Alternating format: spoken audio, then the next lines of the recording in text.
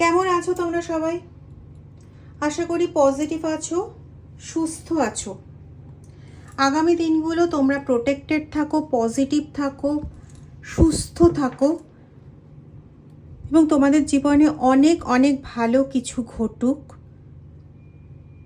এই কামনা করে আজকে রিডিং স্টার্ট করছি। আগামী দিনগুলো তোমাদের খুব সুন্দর হোক, খুব সুন্দর।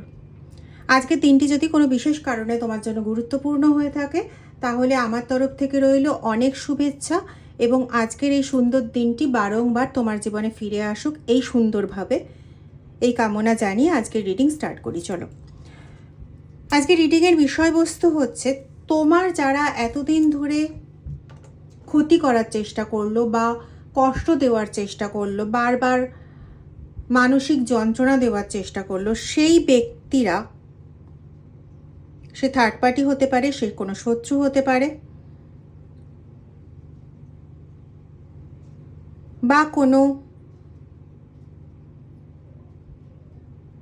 মানসিক রোগগ্রস্ত কোনো ব্যক্তি হতে পারে, টক্সিক পারসন, যারা তোমাকে আঘাত করার জন্য, কোনো রকম ব্ল্যাক ম্যাজিক অ্যাক্টিভিটি করানোর জন্য, কোনো রকম শরীর স্বাস্থ্যের অবনতি, সম্পর্কের অবনতি ঘটানোর জন্য,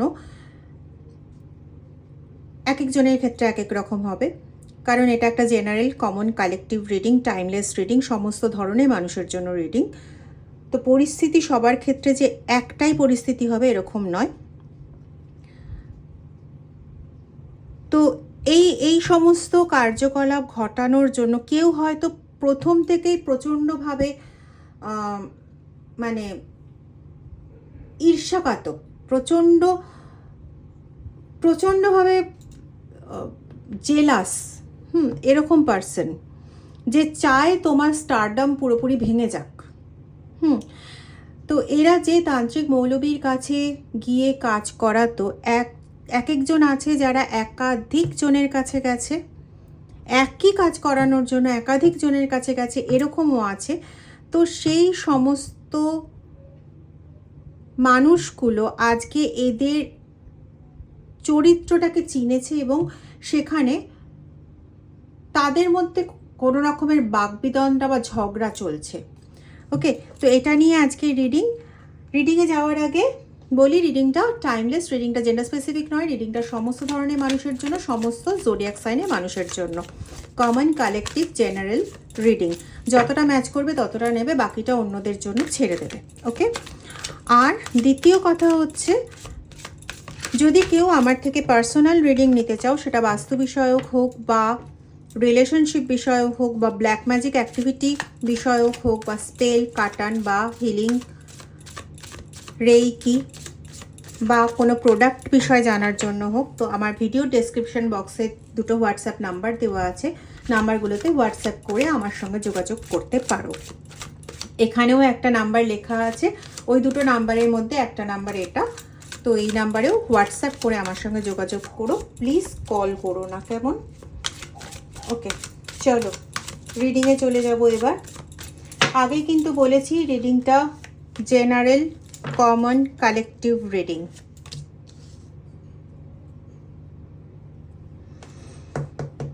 এমন একটা পরিস্থিতি তারা ক্রিয়েট করেছিল তোমার চারপাশে বা ক্রিয়েট করে রেখেছে তোমার চারপাশে, যেখানে তোমার পার্সনের সঙ্গে তোমার সম্পর্ক ঠিকঠাক থাকছে না, প্রচণ্ড ঝামেলা ঝঞ্ঝাট লেগে থাকছে, কখনো ভালো হচ্ছে, তো তুমি কমপ্লিটলি না মিক্সড একটা সিগন্যাল পাচ্ছ ওই রিলেশন থেকে।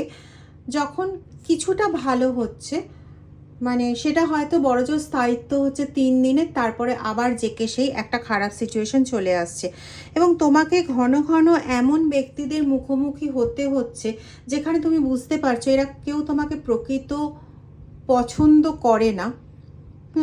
জাস্ট ওপরে বুঝতে পারে যে তোমার থেকে কোনো রকম লাভ হবে, বা এটা বুঝতে পারে যে একে কোনোভাবে ইউটিলাইজ করা যাবে, এর থেকে বেশি ভালো আর সোশ্যাল মিডিয়াতে বলতে পারছি না। তো এইসবের শিকার তুমি প্রচণ্ডভাবে হয়েছো, এবং একটা ছোটোবেলায় একটা সময় ছিল যখন এগুলো ছিল, তারপরে একটা সময় পরে কিন্তু এই জায়গাটা অনেকটা ক্লিন আপ হয়ে যায়। রিসেন্টলি কয়েকটা বছর হলো, কারো কারো ক্ষেত্রে কয়েকটা মাস হলো, যে এরকম ধরনের সমস্যা ভুক্তভোগী হচ্ছ। তো এই সমস্যাটা কিন্তু ক্রিয়েটেড।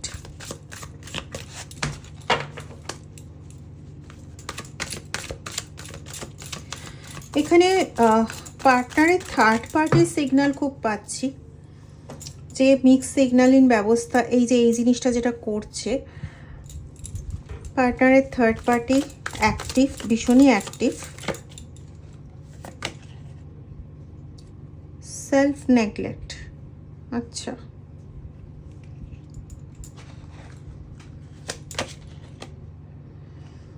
রিজেকশন,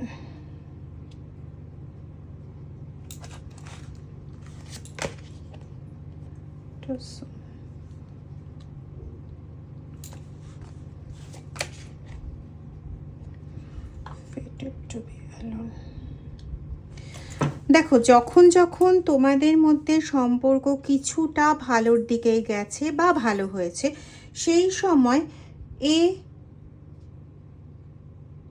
ওই জায়গার থেকে সরে যেতে পারে, বা তাকে আর প্রয়োজন না হতে পারে। এই সমস্ত ভয়তে সে এমন কিছু দেখানো শুরু করতো যে বা করে, যে নিজেকে নেগলেক্ট করছে প্রচণ্ডভাবে, নিজের ব্যাপারে ভাবছে না, এমন কিছু অভিনয় করা শুরু করতো, যেখানে তোমার পার্টনার বাধ্য হতো খুব তাড়াতাড়ি তার কাছে ফিরে যাওয়ার জন্য, এবং তোমার জন্য বরাদ্দ করে থাকতো যে তুমি একা থাকবে।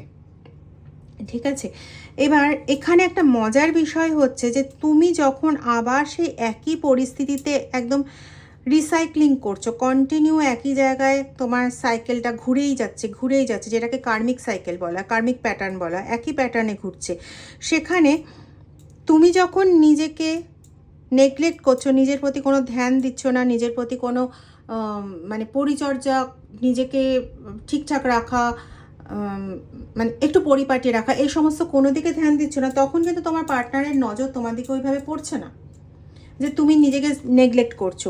তো আরেক দিকে আরেকজন মানে সেটা দেখিয়ে দেখিয়ে করছে যে আমি নেগলেক্ট করছি নিজেকে, বা আমি এটা চাই ওটা চাই, এটা না হলে আমার নিজের বেঁচে থেকে কোনো লাভ নেই, ইত্যাদি ইত্যাদি। তো এরকম করে একটা সুন্দর স্টোরি ক্রিয়েট করে ম্যানুপুলেশন করে চলেছে মেন্টালি। তার সঙ্গে সে যে তান্ত্রিক মৌলবীর সঙ্গে যোগাযোগ রাখে বা যাদের সঙ্গে যোগাযোগ রাখে, তাদের কাছে গিয়ে এমন কোনো গল্প বানিয়ে বলেছে যেখানে, বা বলেছিল বলা ভালো, যেখানে মানে তুমি একটা সেই পার্সন যে ওদের দুজনের মধ্যে ঢুকে আইনত কোনো স্বীকৃতি অর্জন করে বা সবার সহযোগিতা নিয়ে এমনভাবে বসে আছো যাতে ওদের দুজনের লাইফ পুরো বরবাদ হয়ে গেছে, বা সবার ক্ষেত্রে একরকম হবে না, বা তুমি এমন কিছু করছো যাতে ওর শরীর খুব খারাপ হয়ে যাচ্ছে। ঠিক আছে, মানে তোমার কোনো অ্যাক্টিভিটির কারণে ও কোনো না কোনোভাবে অপদস্থ হচ্ছে, কোনো না কোনোভাবে কষ্ট পাচ্ছে। ঠিক আছে, এই সমস্ত বিভিন্ন কিছু বলে বিভিন্ন গল্প বানিয়ে, আর এ কিন্তু খুব খুব ভালো গল্প বানাতে পারে। ঠিক আছে, তো বিভিন্ন কিছু গল্প বানিয়ে ওদেরকে এমনভাবেই নিজের ফেভারে করেছিল যে যেখানে একদম নিশ্চিন্তভাবে যে ওরা যে কাজটা করে দেবে তাতে তোমার পুরোপুরি ফেঁসে যাওয়া নিশ্চিন্ত, এবং তোমার জায়গাটা সে গ্রহণ করবে। ওকে, তো এখানে কিন্তু আমি আরেকটা জিনিসও পাচ্ছি, যেটা হচ্ছে তোমার কোনো থার্ড পার্টি। বোঝাতে পারলাম?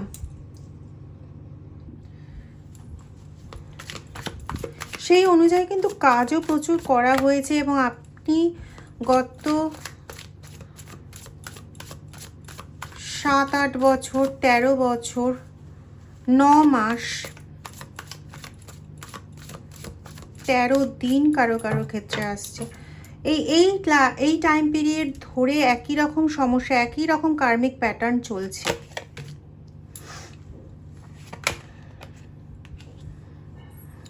এবং এই সময়ের মধ্যে এরকম ব্যাপার প্রচুরবার ঘটেছে যে আপনি চেয়েছেন যে সে কিছুক্ষণ সময় আপনার সঙ্গে কাটাক বা কিছু, কিন্তু সে প্রচুর কাজের লোড, কাজের অজুহাত দিয়ে সে সবসময় একটা ডিস্টেন্স তৈরি করে রেখেছে। কিন্তু আপনি আশেপাশের মানুষের থেকে বা অন্যান্য কারোর কাছ থেকে শুনতে পেয়েছেন, বা আপনাদের নিজেদের মধ্যে যে কমিউনিকেশন হয় সেটার থেকেও আপনি বুঝতে পেরেছেন যে এখানে কোনোভাবে কোনো থার্ড পার্টির এক্সিস্টেন্স রয়েছে। আর একটা যেটা তখন বলতে চাইছিলাম যে কেউ এখানে রয়েছে যে আপনার জীবনে ছিল একটা সময় খুব ভালো বন্ধু হিসেবে ছিল। সেই ব্যক্তি কোনোভাবে, হতে পারে আপনি একজন মেল অর ফিমেল পারসন, তো সেটা বলছি না, কিন্তু এটা বলতে চাইছি যে সেই ব্যক্তি কোনোভাবে হয়তো স্কুল টাইমে বা কলেজ টাইমে, মোটামুটি 11 এরকম থেকে বা ক্লাস 7 এরকম পাচ্ছি, তো এরকম সময় থেকে আপনাকে লাইক করতো বা আপনাদের নিজেদের মধ্যে কোনো রিলেশন ছিল। পরবর্তীকালে আপনি আপনার মতন চলে আসেন, বা আপনি হয়তো ওই সম্পর্কটাকে ওইভাবে দেখেন উনি যে যেটা ওইভাবে উনি দেখেছিলেন, বা ওই সময় এরকম একটা আসছে যে তখন সম্পর্কটার কোনো রকম ইম্পর্টেন্স দেওয়া হয়নি। মেবি আপনার দিক থেকে, মেবি সেই ব্যক্তির দিক থেকে কোনোভাবে ইম্পর্টেন্সটা দেওয়া হয়নি। এখন গিয়ে তার মনে হচ্ছে যে সেই সময় ইম্পর্টেন্স দেওয়া উচিত ছিল, এবং এখন গিয়ে তার কোথাও মনে হচ্ছে যে এখনও সময় আছে যে সে কোনোভাবে এখনও পেতে পারবে, এইরকম ধরনের তার একটা মানসিকতা রয়েছে। তো যেই হয়ে থাকুক না কেন, তোমার দিকের কোনো পুরনো কেউ বা এই দিকের থার্ড পার্টি যেই হয়ে থাকুক না কেন, হতে পারে তোমার ইনলস হাউসেরও কেউ বা তোমার বাড়ির কেউ, যেই হোক না কেন, এরা গিয়ে অনেক ভুলভাল কথাবার্তা বুঝিয়েছে। ঠিক আছে, এরা গিয়ে এমন কিছু বোঝানোর চেষ্টা করেছে যেখানে এরকম দাঁড়ায় যে তুমি ভিকটিম, তুমি ভুল, তারা ঠিক। ঠিক আছে, তারা ভীষণভাবে নির্যাতিত হচ্ছে। কেসটা কিন্তু উল্টো। ঠিক আছে, তারা মেন্টালি নির্যাতিত হচ্ছে, শারীরিকভাবে নির্যাতিত হচ্ছে। ঠিক আছে, তারা বিভিন্নভাবে নির্যাতিত হচ্ছে, এরকমটা একটা বোঝানো।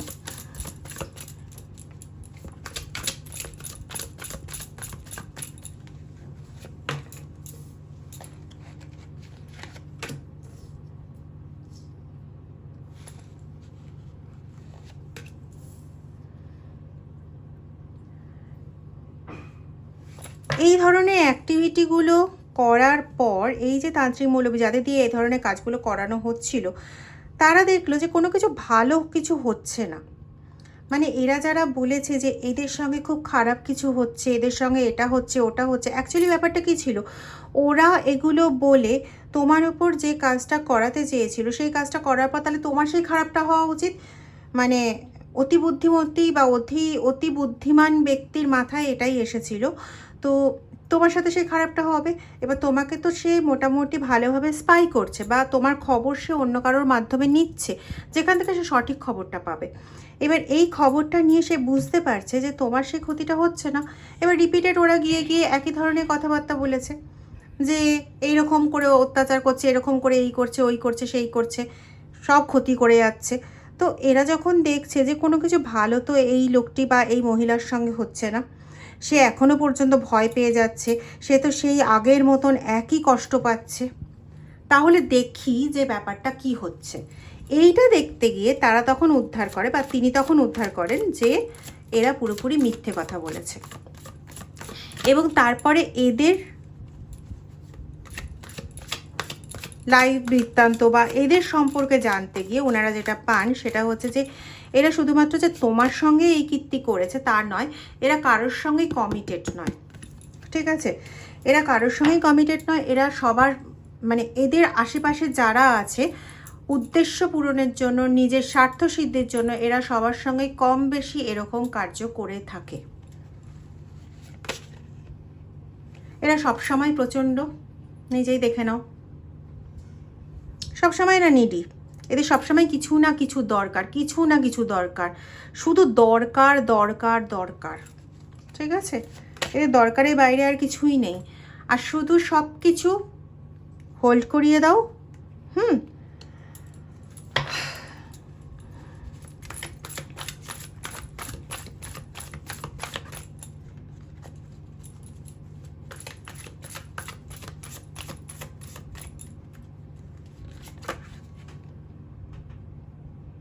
হ্যালো, যে নিজেই চিট করছে সে আবার চিট হবার ভয়ও পায়। হ্যাঁ, অবশ্য নিজের যেরকম মানসিকতা সেই অনুযায়ী তো অন্য কাউকে ভাবতে পারবে। তোমার যেরকম বোকার মতন মানসিকতা, তুমি মানুষকে বোকাই ভাববে না, সহজ সরলই তো ভাববে। তোমার পক্ষে ভাবা সম্ভব হবে ওই মানুষটা ওর ক্ষতি করতে চাইছে, ওই মানুষটা ওর ভালো করতে চাইছে? তুমি তো সবসময় ওইটাই ভাববে, ওই দ্বিতীয়টা যেটা বললাম, ওই মানুষটা তো কত ভালো মানুষ, সবার ভালো করছে।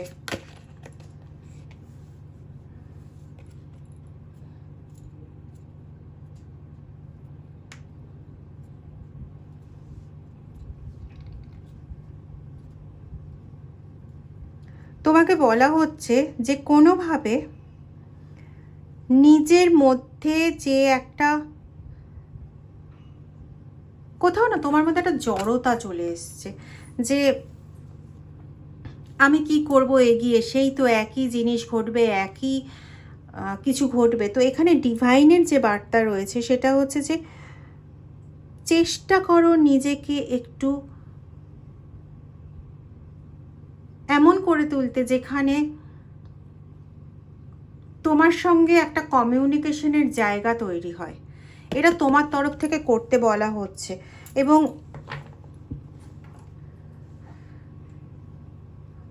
তোমার যিনি ইষ্ট বা যাকে তুমি ডাকো, যার তুমি প্রার্থনা করো, হতে পারে সে কৃষ্ণ, হতে পারে সে শিব, হতে পারে সে কালী, বা হতে পারে সে অন্য কেউ, যাই হোক না কেন, তুমি যদি একবার নিজে একটু পজিটিভভাবে, একটু ফ্রেশ ওয়েতে কোনো কিছু পজিটিভ ম্যানিফেস্ট করা শুরু করো, উনি কিন্তু তোমার দিকে এগিয়ে আসবেন।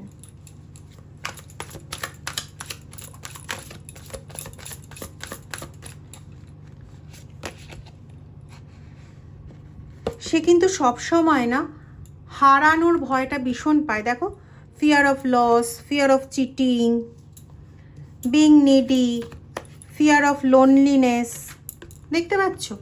তার কিন্তু সবসময় মনের মধ্যে ভয়, কারণ নিজে তো জানে, অন্য কাউকে যাই বোঝাক না কেন, নিজে তো জানে যে সে কোনো ভালো কিছু করছে না কারোর সাথে, তাই না? বা কোনোদিন ভালো কিছু করে আসেনি। এবার কর্মার একটা ভয় প্রত্যেকেরই থাকে, কিন্তু এর এখন এমন অবস্থা না, ও ওই জিনিসটা না পাওয়া পর্যন্ত হাল ছাড়বে না। মানে এদিকে একটা ভয়ও আছে, আবার এদিকে আবার জেদও আছে, সমস্ত কিছু শেষ করে ছাড়বো।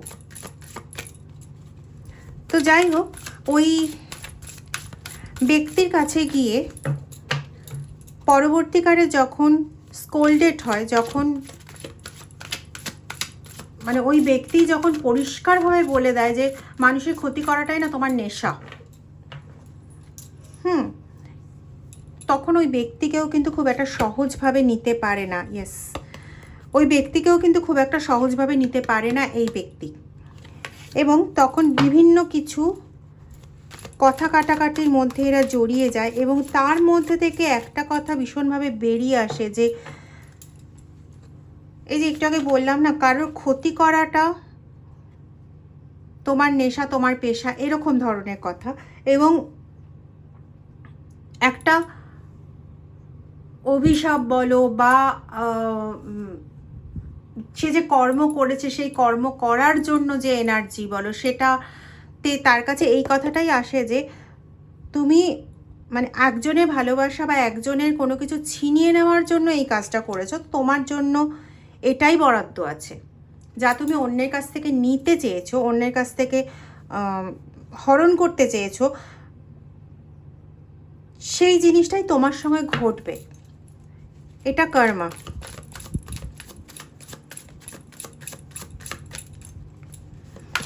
এবং ততক্ষণ পর্যন্ত এটা ঘটবে না যতক্ষণ পর্যন্ত তোমার পুরো অন্যায়ের ঘরাটা পূর্ণ হয়। কারণ তুমি মাঝখানে কারোর মানে সহৃদয়তা পেয়ে যাবে বা কেউ তোমাকে পজিটিভ কিছু করে দেবে, এরকমটা তোমার জন্য হবে না।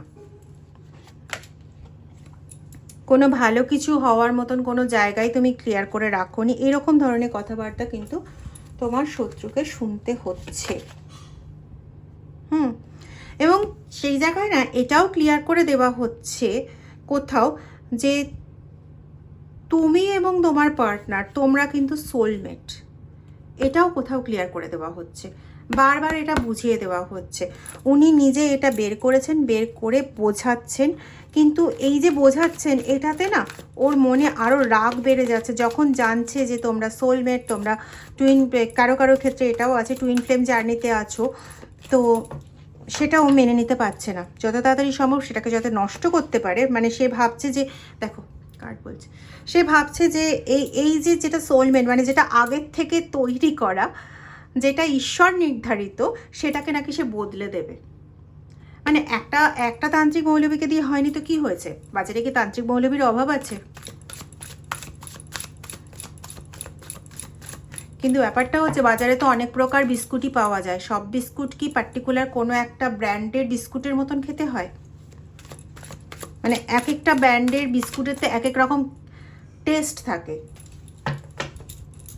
যদিও আমার এখানে কোনো মানে উদ্দেশ্য নেই যে কোনো তান্ত্রিক মৌলবীর সঙ্গে আমি বিস্কুটের তুলনা করব, কিন্তু বললাম আর কি।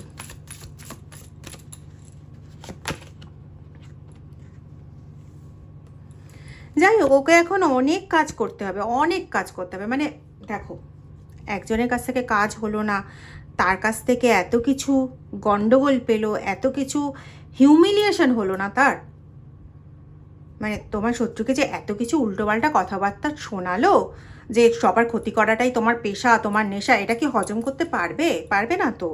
তো ওর তো এখন অনেক কাজ। এই যে এই কথাগুলো বলেছে তার জন্য তো ওকেও তো মানে এই লোকটাকেও তো পানিশ হতে হবে। শুধু তো এখন তুমি নও তার লিস্টে, তার লিস্টে এখন অনেকজন যোগ হয়ে গেছে। তো এখন তার কাজ কত বেড়ে গেছে বলো তো। তার সঙ্গে সঙ্গে আবার মন্ত্রণা কল্পনা জল্পনা দিয়ে আবার তোমার পার্টনারকেও ভাঙিয়ে রাখতে হবে। তোমার পার্টনার হোক বা তোমার বাড়ির লোক হোক, এদেরকেও আবার ভাঙিয়ে রাখতে হবে। সব দিকটা ঠিকঠাক করে চালাতে গেলে পরে মাথাটা প্রচুর খাটাতে হবে। কিন্তু এই মাথার বুদ্ধিগুলো যদি তার নিজস্ব কোনো কাজে, পজিটিভ কাজে লাগাতো, ভাবো তো সে কত উন্নতি করতে পারতো। না, তাকে তো মানে দু নৌকায় পা দিয়ে চলতে হবে, নোংরা নোংরা কাজ করবারই করতে হবে। না, কি করে ভালো হবে?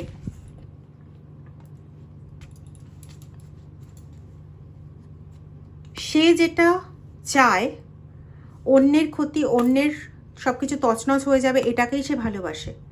ওটাই তার কাছে মূল ব্যাপার।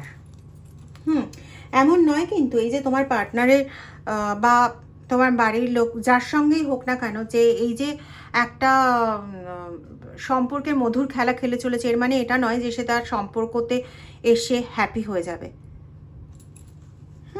ওটা কিন্তু তার উদ্দেশ্য না। উদ্দেশ্যটা হচ্ছে তার মানে এটা একটা মানসিক বিকারও বলা যেতে পারে, যে কাউকে আমি সুখী দেখতে পারবো না, কাউকে আমি খুশি দেখতে পারবো না। কেউ আমার সামনে হাসছে মানে তার বরবাদি করতে হবে। তার পক্ষে এটা মেনে নেওয়া খুব কঠিন যে কেউ সুখী আছে, কেউ ভালো আছে। কারোর হয়তো এরকম একটা অবস্থা অ্যাচিভ হয়েছিল, সেটাকেও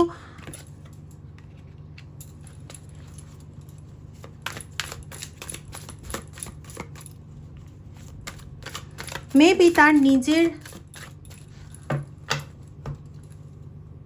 নিজের বৌদি বা নিজের জেঠিমা, এদের সঙ্গেও সামথিং কিছু একটা গন্ডগোল সে পাকিয়েছে। বা কোনো দিদি, মাস্ততো পিস্ততো জ্যাঠতো হতে পারে বা নিজেরও হতে পারে,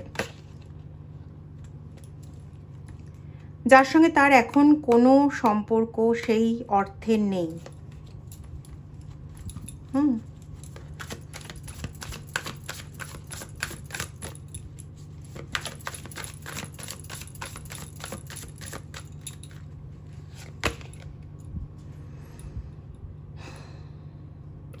তোমার জন্য ডিভাইন মেসেজ হচ্ছে তুমি এখন পুরোপুরি গার্ডেড আছো।